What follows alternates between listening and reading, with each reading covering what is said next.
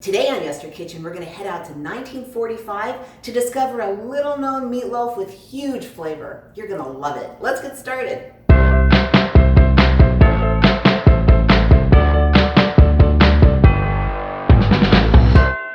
Hey everyone, I'm Jill and this is Yester Kitchen. If you're new here, welcome. It would be an honor to have you join us as we explore retro history through food. Okay, so advertisers have been advertising in any way they can to get consumers to buy their products forever. In the 40s, every manufacturer put out recipe books to promote their products. I mean, they all did. They still do, right? But this is a very special one. From Carnation, this cookbook is right out of 1945. I kid you not. There's the Carnations. Isn't it gorgeous? The Carnation cookbook is to highlight their Carnation milk, which is their evaporated milk. The cool thing is, not every recipe in here contains evaporated milk. But this one does, and it's fabulous. And the last time I went to this cookbook was a long time ago when my channel was pretty new. Right there I did a noodle ring, which is fabulous. And if you haven't seen it, go back and check out some more 40s. But today, it's all about lemon meatloaf. I kid you not, lemon meatloaf. It's so different. As a matter of fact, there's no beef. It's a pork meatloaf with lemon, tomatoes, bacon. Oh my God, you're gonna love it. Let's get cooking. So I have no rings on because I am going to use my favorite mixers of all, impeccably clean hands. And if you want to know the history of meatloaf, right there. I go into where it came from and everything you want to know because, you know, food history. So I'm not going to go into the history again. I'm just going to make you one awesome meatloaf right out of 1945. Okay, in my happy little mixing bowl, I have 1.5 pounds of ground pork. I know, it's so different. Usually you mix meats or it's never all pork. So it's already off to a really great start. Okay, now to this, I'm gonna add 2 eggs. And I'm just gonna mixy just a tiny bit. And in they go. Then we're gonna add 1/2 cup of crushed up, really fine cracker crumbs. I just used, actually these are oyster crackers. If you're gonna need saltines, buy the oyster crackers. You're gonna crush them up anyway and they're the exact same cracker for a whole lot less money. Okay, now we have a teaspoon of salt and 1/2 teaspoon of pepper. And now we're gonna add what makes it lemon. We're gonna need the juice and the rind of 1 lemon. So I'm gonna give you a quick lemon 101 before we do that. Okay, lemon 101, just really quick, how to peel and juice this gorgeous lemon. And by the way, make sure your lemon is clean because we are using the peel. I use vegetable wash. However you clean your lemons, clean your lemons. Okay, so I'm gonna start with a very flexible cutting board.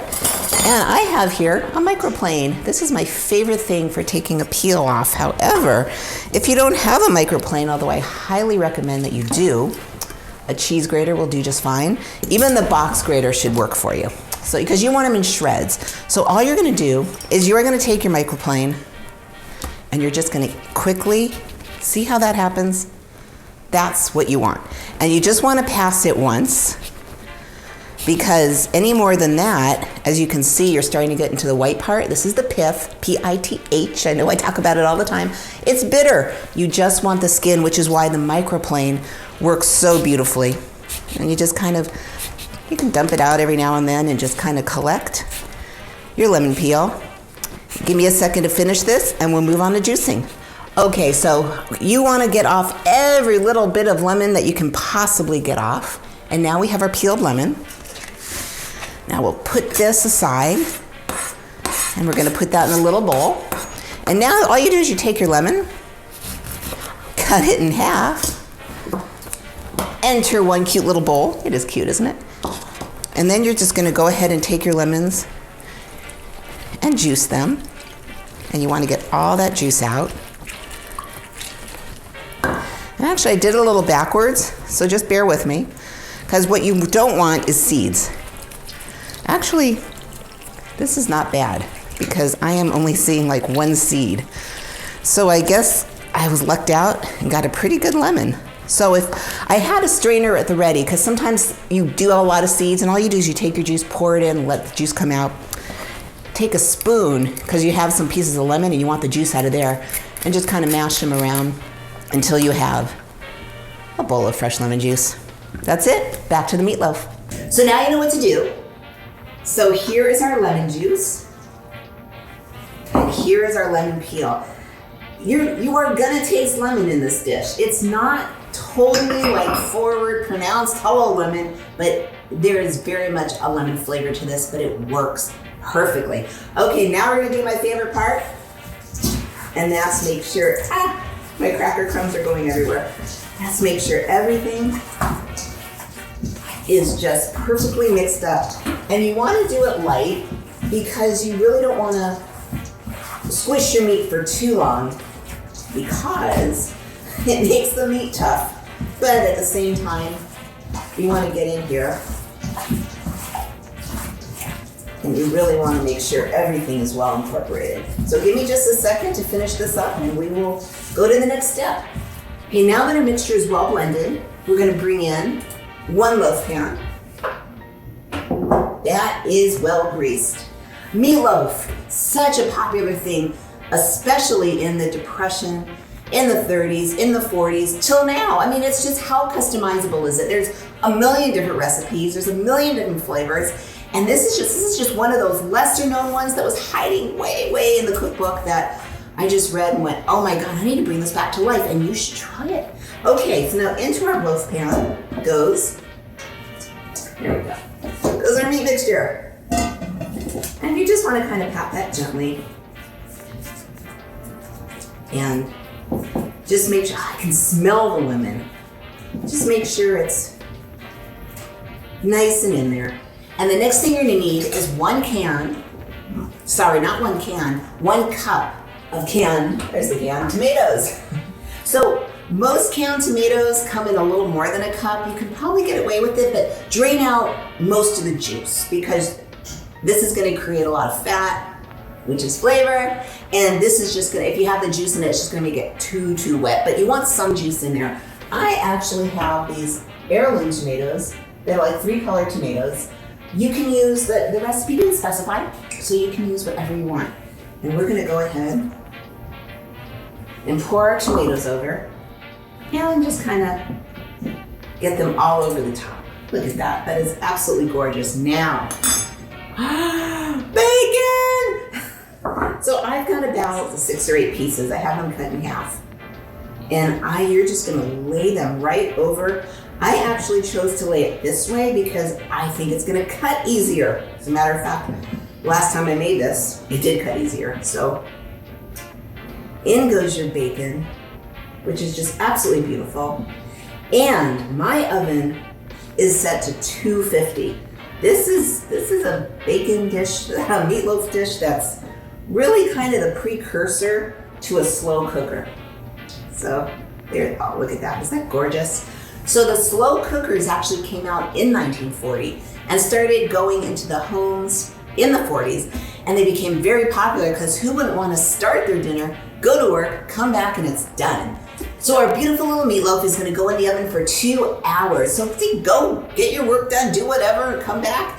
It's gonna have another step to it because we haven't used our carnation milk yet.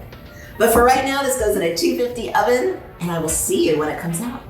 Hey, it's been 2 hours. I've been busy, what about you? Our meatloaf has come out of the oven, it's been 2 hours.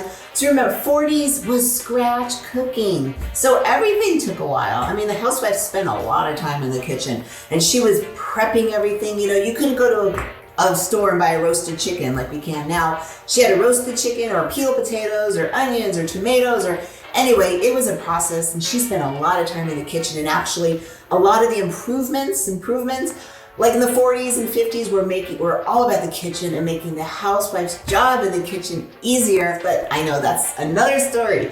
So, you wanna take a look? I know you do. So here is our gorgeous meatloaf at 2 hours. We have our bacon, we have the layered tomatoes, our pork is cooked beautifully, and now it's time. So you're gonna take 1/2 cup of evaporated milk. It doesn't have to be carnation. But pretty much evaporated milk is, if milk is cooked down, so a lot of the water comes out. So you almost have like concentrated milk. And that's what evaporated milk is. So we're gonna take our 1/2 cup of evaporated milk, and I know, right? Don't worry, I know what I'm doing. We're gonna pour our milk on and in our meatloaf.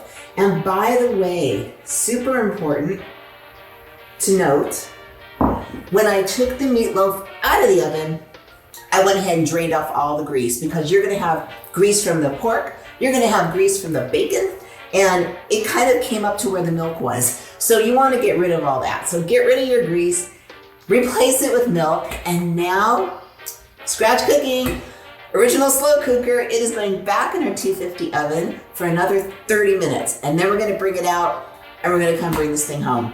So I'll see you in 30.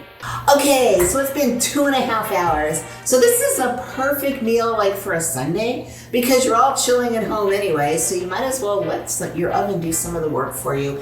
And take a look what you get. Look at this, is this gorgeous? We've got our bacon, our tomatoes, our pork, and our lemon, which lemon is just such a crazy different addition to meatloaf. I know you're gonna love it. So here's what we're gonna do. Let me get this out of the way. And I decided to use my good china today. And this is my good china. I absolutely love it. And if you're curious, it's by Lennox. It's a pattern called Columbia that's been long discontinued, but I absolutely love it. Okay, so I have 2 spatulas. And I bring one in one side and one in another, and you just kind of, you can feel it, just kind of go underneath and real quick, transfer over. And there you go. One absolutely gorgeous meatloaf. And let me tell you, I can smell the lemon. It's, you know, sometimes you just gotta dig deep into cookbooks and find, like, you know, these little known dishes, and especially when they come from the past, it's just, they're just absolutely fabulous. Okay, so all that's left is to taste it. So I'm gonna go ahead and cut it. You wanna use a serrated knife, because then you won't mess up the bacon too much. But you just kind of start gently. As you can tell, our bacon's already moving and grooving, but that's okay. And the meatloaf completely absorbed the milk, which means nothing but moist, flavor, tender. Oh, God, you guys, this meatloaf is pretty amazing. And it's pork, right? So it's not brown, it's the other white meat.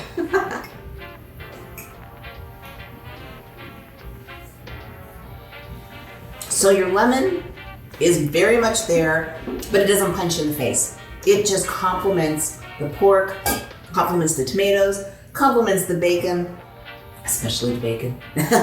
Everything is absolutely gorgeous and perfect.